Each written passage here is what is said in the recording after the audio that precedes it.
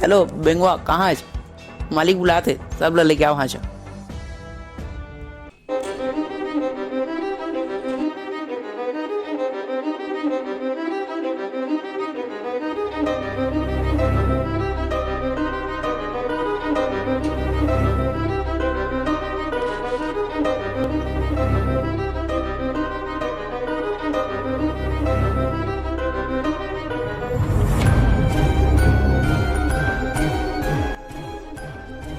आज हार तार को चला रे।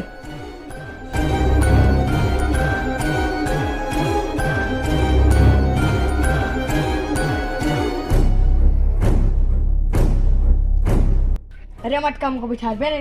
हाँ मालिक।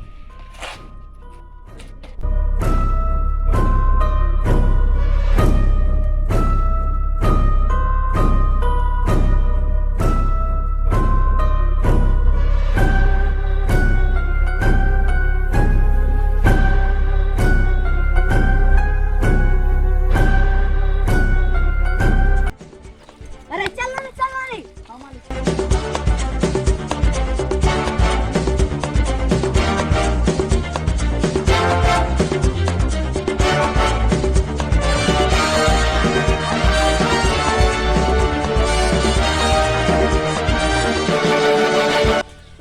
जल्दी चल जल्दी चल। हाँ मालिक।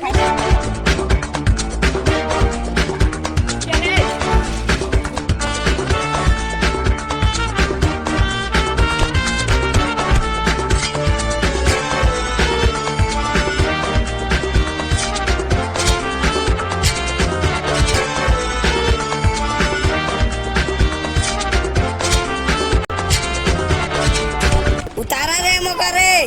हाँ मालिक, हाँ।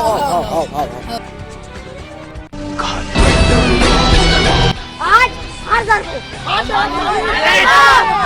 अरे चल तो।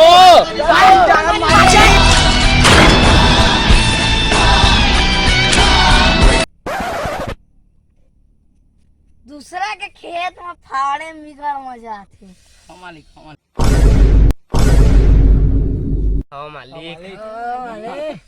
हाँ मालिक। ट्रिप तो हो गया रे दादा।